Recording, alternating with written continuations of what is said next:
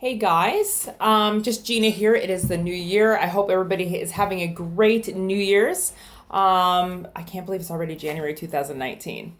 I just thought I would do a quick video on what I have actually learned about myself and keto in the past year. I'm going to try to make it really quick. Anyways, so I have a list, just 5 things that I want to just say what I did.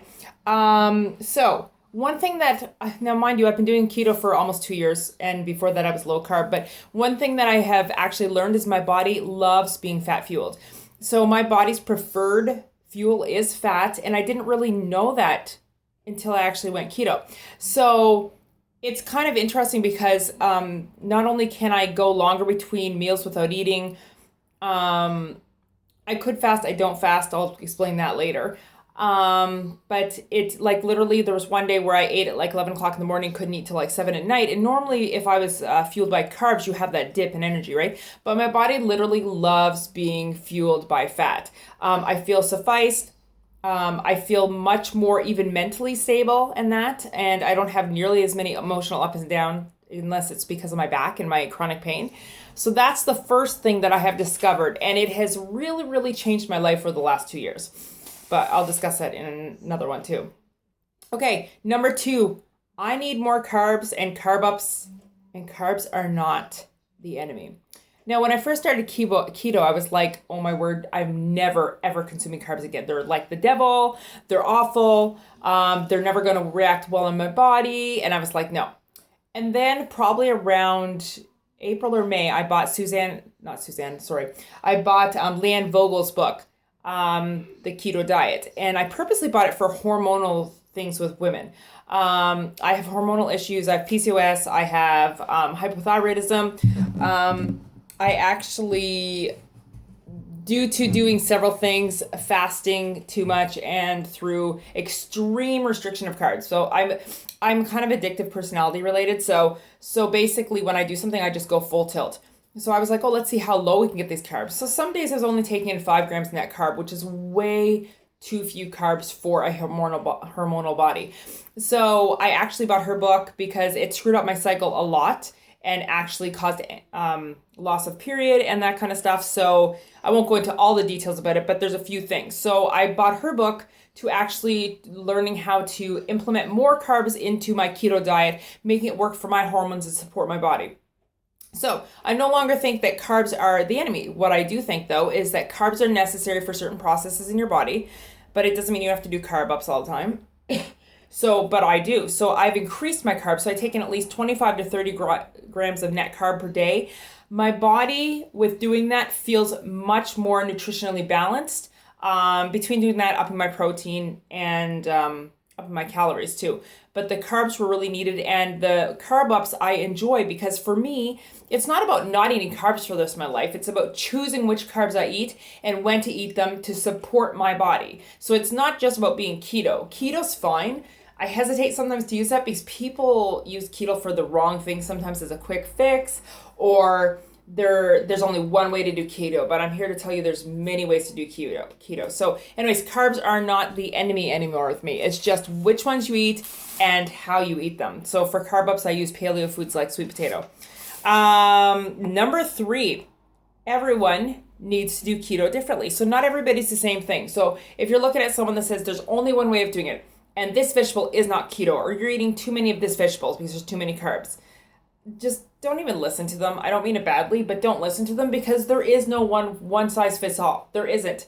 It's like saying that there's one size fits all for a woman's body for clothing. Have you seen the shapes? Have you seen the needs that people have? People have hormonal imbalances. People have diabetes. People have, maybe they're fighting cancer. There's so many different things. So there's no one size fits all. You can start with the basic keto that people generally say. I believe they say 20% protein, 5% carbs, and 75% fat, but that's going to fluctuate. I had to really do it for me, do it the way that I could do it and make it a lifestyle and work with my hormonal imbalances. So for me, that meant putting in carrots. And I want that. A lot of people, I eat the same thing all the time. It's not everybody's cup of tea. You got to do what works for you to love what you're doing, for you to feel nutritionally supported and to make it a lifestyle for yourself. Okay, number 4, let me see. I need to fuel my body well, and I need lots of nutrition and not starvation or restriction. Now, for me, that's big because I brought my past diet experiences of restriction. When you're doing like low fat diets, it's usually like a restriction, calorie restriction. And don't get me wrong, you can overeat keto big time, but I took it to the extreme, as I always do with everything, and I restricted hugely, 1,200 calories or less sometimes in a day, which did not support my body. So on top of doing a few things that didn't work for me, which were fasting and calorie restriction, not having enough carbs, all this stuff, my body freaked out hormonally, and I actually just took and my body was like, she's not safe to have as a human. We're going to screw up a few things in her body because she is not healthy. So I have realized that I have to fuel my body well. So back in about May or April, I started upping my protein due to a friend of mine over in Italy. And she actually pointed out the fact that I was really low on protein, so I started with that. I upped my daily carbs. I started doing carb ups, and my body actually never feels deprived anymore. I actually never crave junk, believe it or not. And I don't crave sugar because I don't do sweetener either. That's a personal thing for me because it does cause me to crave. And throughout doing all that, my body is well nourished now. And it literally has changed my world, making keto fit for me and feeling nutritionally supported and eating enough to fuel my body. Your body does a lot for you all day long, so you have to fuel it well. The other thing I have learned, and something has changed for me mentally, is don't let the scale dictate your mood for the day or how you're doing on your journey. I used to look at the scale, and even being at my maintenance weight, if I saw it go up, I'd be like, oh my word. There's so many factors, and I repeat this so many times with how your weight will fluctuate. So it could be due to stress, could be due to inflammation, could be the fact that you did binge and eat something you shouldn't have. But there's so many factors. And a lot of times, if you were a person to weigh yourself every day, you'll notice that every day your weight changes. I purposely only weigh myself once a week, and I'm going to probably start weighing myself once every 2 weeks or once a month, actually, pretty soon. So anyways, don't let that dictate. And that was something that took me 10 years to actually get that through my head, that I'm okay if I put on 3 pounds last week. I might have had a few too many Christmas keto treats. I might have been inflammation because, as you all know, I deal with a lot of inflammation, and that does cause water retention. It could be your cycle. It could be the moon. It could be anything. So it took me a long time to get to this place, but I'm actually okay with the scale now. Obviously, I don't want to see it go up 10 pounds, but in general, your weight fluctuates every week. So try not to let that dictate for you. My 6th thing that I've actually taken and really understood about myself is my body is great no matter what. If I was in a bikini right now, you guys would be able to see that I have floppy arms. I have what you'd call an apron on my stomach. Mind you, it's not just flappy skin, but I do have skin. I have inner thighs that are bad. And it took me years to be okay with my body. And I am like perfectly okay with my body. And I actually attribute that mentally to keto.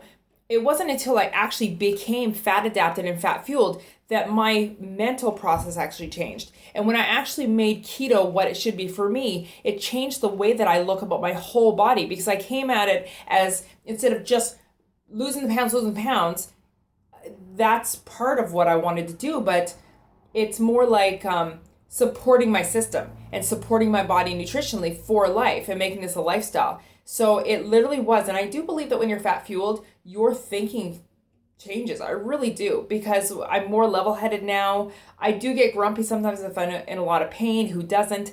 But in general. So these are things, guys, that I actually have learned about myself. And when I did say that I have learned about what my body can and cannot do, I cannot fast, not now anyways, until I balance my hormones. And anybody who has imbalanced hormones should probably try to get that straightened out first before fasting. You can do it if you want. Maybe it'll work for you. But for me, my personal experience is that it wasn't good for me, and along with calorie restriction and being low on protein and being too high on fat, and there were so many factors that came into play. But anyways, guys, I just wanted to share that with you. Those are the 6 things that I learned this past year on keto. And guys, I am excited for 2019. I'm focusing more on nutrition, and I'm focusing more on helping other people. and on just being happy with who I am and what this body does for me and nutritionally supporting it. So hope you guys have a great day.